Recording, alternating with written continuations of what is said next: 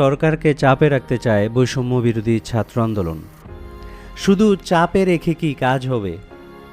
চলুন আলোচনা করা যাক। একটু পেছনে যাই, তার আগে পরিচয় দিয়ে নিচ্ছি। আমি অ্যাডভোকেট মোহাম্মদ আলী হোসেন। 2018 সাল থেকে কোটা আন্দোলনের বিপক্ষে আন্দোলন শুরু হয়।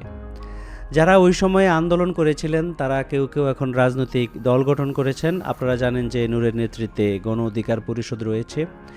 এছাড়া বর্তমানে যেই মুখগুলি পরিচিত, আখতার, মাহফুজ, সার্জিস, হাসনাত আবদুল্লাহ, বাকের সহ যেই সমন্বয়কদেরকে আপনারা চেনেন, বর্তমানের এই সমন্বয়কবৃন্দ বর্তমানের এই আন্দোলনের আগে ছাত্র শক্তি নামে একটা সংগঠন দাঁড় করিয়েছিলেন। এরা রাজনৈতিক সহ আরও বিভিন্ন বিষয় নিয়ে তারা আলাপ আলোচনা করতেন, স্টাডি করতেন। তাদের বিভিন্ন গ্রুপ ছিল, এর মধ্যে তারা সকল চর্চা করতেন, পড়াশোনা, বিতর্ক, রাজনীতি ইত্যাদি। গত জুলাই এবং আগস্টে আবারও কোটা বিরোধী আন্দোলন চূড়ান্ত রূপ ধারণ করল। সেই কোটা বিরোধী আন্দোলনে যখন ন্যাক্কারজনক আক্রমণ হলো, হাজার হাজার ছাত্রকে যখন হত্যা করা হচ্ছিল, সেই সময়ে বাংলাদেশের আপামর জনতা, রাজনৈতিক দলগুলি তারা এই আন্দোলনে সম্পৃক্ত হয়ে যায়। এক পর্যায়ে এই ছাত্রদেরকে অনেকটা কোণঠাসা করে ফেলেছিল বর্তমানের পালিয়ে যাওয়া শেখ হাসিনা। এই পর্যায়ে রাজনৈতিক ভূমিকা ছিল লক্ষণীয়। বিএনপি, গণ অধিকার পরিষদ সহ বিরোধী দলগুলি যারা আছে তারা এই আন্দোলনে সহযোগিতা করে। পরবর্তীতে আবার ছাত্ররা যখন আন্দোলনে কামব্যাক করে, সরকারি ইউনিভার্সিটি, বেসরকারি ইউনিভার্সিটি, জনতা, রাজনৈতিক নেতৃবৃন্দ, রাজনৈতিক কর্মী সকলে মিলে আন্দোলন করে এই স্বৈরাচারকে হটাতে সক্ষম হয়। এখন পরিস্থিতি এমন, ছাত্ররা অনেক আন্দোলন করেছিল, অনেক দাবি দেওয়া ছিল। এই সরকার গঠন করার পরেও তাদের দাবি দেওয়া অনেকগুলি মেনে নেওয়া হয়েছে। রিসেন্টলি আমরা দেখতে পাচ্ছি তাদেরকে ইগনোর করার চেষ্টা করা হচ্ছে। আপনারা জানেন যে প্রেসিডেন্ট শাহাবুদ্দিন চুপ্পুকে সরানোর বিষয়ে ছাত্ররা আন্দোলন করেছে, তাকে সরানোর বিষয়ে আলটিমেটাম দিয়েছে। কিন্তু বাংলাদেশের প্রধানতম বিরোধী দল বিএনপি এই দাবিতে একমত পোষণ করেন নাই। জামায়াতে ইসলামী একটা মধ্যপন্থা অবলম্বন করেছেন, কখনো সরানোর বিষয়ে কখনো না সরানোর বিষয়ে ওনাদের মধ্যপন্থা ছিল।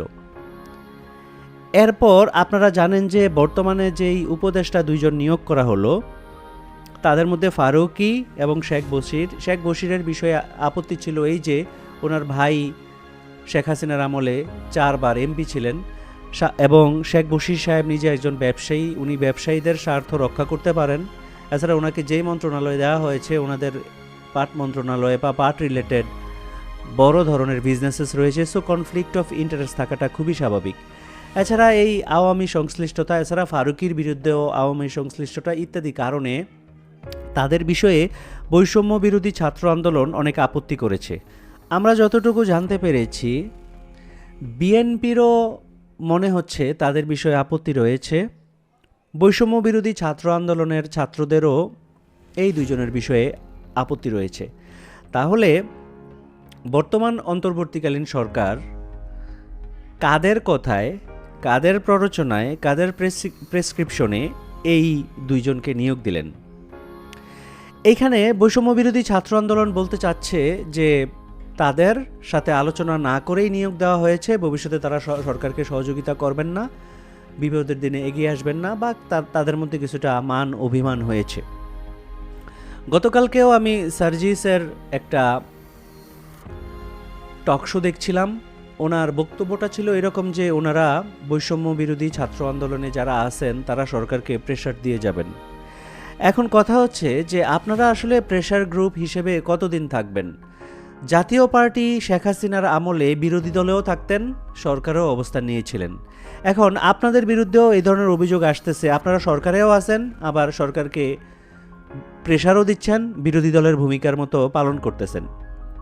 এইভাবে কতদিন চলবে? আবার আপনারা রাজনৈতিক দল গঠন করবেন কখনো বোঝা যায়, কখনো বোঝা যায় রাজনৈতিক দল গঠন করবেন না। যখন রাজনৈতিক দল গঠন করার কথা আসে তখন অনেকেই বলে আপনারা কিংস পার্টি হতে পারেন, অর্থাৎ সরকারের সুযোগ সুবিধা নিয়ে আপনারা রাজনৈতিক দল গঠন করার চেষ্টা করতেছেন কিনা এই বিষয়ে অনেকে সমালোচনা করেন। কিন্তু আপনাদের এখন দুইটা কমিটি আছে, এক হচ্ছে বৈষম্য বিরোধী ছাত্র আন্দোলনের একটা কমিটি যারা ছাত্রদেরকে নিয়ে কাজ করে, আরেকটা হচ্ছে আপনাদের নাগরিক কমিটি যারা বিভিন্ন পেশাজীবীদেরকে নিয়ে কাজ করে। কিন্তু আপনাদের আমরা স্পষ্ট কোনো বক্তব্য পাচ্ছি না, আপনারা কি আসলে রাজনৈতিক দল গঠন করবেন নাকি করবেন না। দেখেন, 3 মাস গেল আপনাদের আন্দোলনের ফসল হিসাবে সরকার ক্ষমতায়। ধীরে ধীরে এই মানুষ স্বভাবতই ভুলমনা, মানুষ ধীরে ধীরে ভুলে যায়, মানুষের অন্তর থেকে আবেগ বা অতীতের স্মৃতি ধীরে ধীরে মুছে যেতে থাকে। আপনাদের প্রতি যেই ভালোবাসা, যেই সহানুভূতি, যেই স্মৃতি মানুষের আছে, এটা মানুষ ধীরে ধীরে ভুলে যাওয়া শুরু করবে। আপনাদের অবদানকে মানুষ ধীরে ধীরে ভুলে যাওয়া শুরু করবে। বক্তব্য হচ্ছে শুধুমাত্র এই প্রেশার গ্রুপ হিসেবে না থেকে আপনাদের যদি মনের মধ্যে এই ধরনের সুপ্ত বাসনা থাকে যে আপনারা রাজনীতিতে আসবেন, যেহেতু এখনও আপনাদের যথেষ্ট আবেদন রয়েছে সারা দেশে, মানুষ আপনাদেরকে চিনে, আপনাদের বিষয়ে ভাবছে, এখন খুব ভালো সময় আপনারা স্পষ্টভাবে ঘোষণা দেওয়া যে আপনারা রাজনীতিতে আসবেন। যদি আপনারা রাজনীতিতে আসার ঘোষণা দেন তাহলে আপনারা বুঝতে পারবেন অ্যাকচুয়াল সিনারিও কি, কারা কারা আপনাদের সাথে আসতে চায়।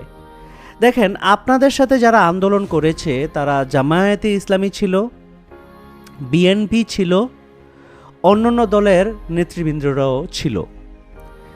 এখন যখন আপনারা রাজনৈতিক দল ঘোষণা দিবেন, রাজনৈতিক দল তৈরি করতে চাইবেন, স্বভাবতই এই মানুষগুলি আপনাদের সাথে থাকবে না, থাকবে নতুন কিছু মানুষ যাদেরকে নিয়ে আপনারা রাজনীতি করবেন। শুরুতেই আপনারা ক্ষমতায় চলে যাবেন রাজনৈতিক দল হিসেবে, সেরকম না। আপনারা রাজনৈতিক দল যদি আজকে গঠন করেন, আপনাদের যদি একটা জনপ্রিয়তা থাকে, একটা সম্ভাবনা থাকে, তাহলে বর্তমানে যেই দলগুলি আছে সেই দলগুলি আপনাদের সাথে জোটও করতে পারে, এবং জোটের মাধ্যমে যদি আপনারা ক্ষমতায় যান তাহলে আপনাদের জন্য একটা অবস্থান ভবিষ্যতের সরকারে থাকবে। তো সেই হিসাবে আপনারা এখন রাজনৈতিক দল গঠন করলে ধীরে ধীরে আপনাদের রাজনৈতিক দলটি ম্যাচিওর হবে। যথেষ্ট আত্মত্যাগও করতে হয় রাজনৈতিক দল গঠন করার সময়, এই বিষয়গুলি খেয়াল রেখেই আপনারা করবেন, যেহেতু আমরা মনে করি যে বয়সে কম হলেও রাজনৈতিকভাবে আপনারা যথেষ্ট ম্যাচিওর। সো এই আত্মত্যাগের মাধ্যমে কিছু কিছু সাফারিংসের মাধ্যমেই আপনারা সামনের দিকে আগাবেন এবং ধীরে ধীরে আপনাদের রাজনৈতিক দলটি গঠিত হবে। এখনই যদি আপনাদেরকে বিএনপি বা বর্তমান সরকার গুরুত্ব তো কম দেওয়া শুরু করে, এই সরকারের যখন মেয়াদ বাড়তে থাকবে, যখন এই সরকারের মেয়াদ শেষ হবে, যখন একটা গণতান্ত্রিক সরকার, বড় একটা দল ক্ষমতায় আসবে, ততদিনে আপনাদের অবস্থান কি হবে? ততদিনে তো মানুষ আপনাদেরকে অনেকটুকু ভুলে যাবে।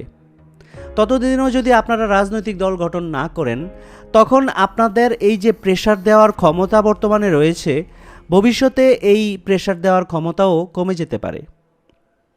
তাই একটা সংগঠিত শক্তি হিসেবে থাকার জন্য আপনারা এই বৈষম্য বিরোধী ছাত্র আন্দোলন এবং নাগরিক শক্তি এইগুলিকে একত্রিত করে বা এইগুলিকে মুছে ফেলে বা এইগুলিকে বাদ দিয়ে আপনারা একটা রাজনৈতিক দল গঠন করে রাজনৈতিক দলের বিভিন্ন শাখা উপশাখা ছড়িয়ে দিতে পারেন এবং সারা বাংলাদেশে একটা রাজনৈতিক দল গঠন করতে পারেন। হ্যাঁ, ধরে নিলাম যে আপনাদের ওই রকম জনপ্রিয়তা থাকবে না, অত বেশি আসন আপনারা পাবেন না, বা আপনাদের অবস্থানে তো ভালো হবে না শুরুতে, কিন্তু আপনাদের বয়স কম, আপনারা আজকে যেটা শুরু করবেন আজ থেকে 10 বছর 20 বছর পরে এটা ফল দেওয়া শুরু করবে।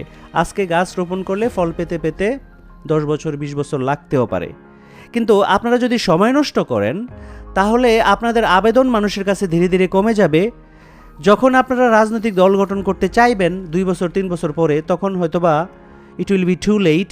ততদিনে মানুষ যারা যেই দল করতো সেই দলের সাথে খুব ভালোভাবে সম্পৃক্ত হয়ে যাবে, নতুন মানুষগুলিও আর আপনাদের উপরে আস্থা রাখার সাহস সুযোগ কোনোটাই হয়তো পাবে না। আশা করি আমার এই বক্তব্য আপনারা বুঝতে পেরেছেন। আমি আসলে আমার চিন্তা ভাবনা থেকে বিভিন্ন বিষয় বিচার বিশ্লেষণ করে আমি আমার মতামত দিলাম, ব্যক্তিগত মতামত। যদি আমার এই সম্মানিত অডিয়েন্সবৃন্দ আপনাদের অনন্য মতামত থাকে, আপনারা যদি কিছু বলতে চান কমেন্ট আকারে বলতে পারেন। আমার চ্যানেলে যদি আপনারা নতুন হয়ে থাকেন চ্যানেলটিকে সাবস্ক্রাইব করুন, বেল বাটনে প্রেস করে রাখুন, তাহলে আমার কন্টেন্টগুলি আপনাদের কাছে পৌঁছবে। লাইক দিয়ে আমাকে উৎসাহিত করতে পারেন। আপনারা সবাই সুস্থ থাকবেন, ভালো থাকবেন এই প্রার্থনা করে আমি আজকের এই কন্টেন্টটি শেষ করছি। আসসালামু আলাইকুম ওয়া রাহমাতুল্লাহ।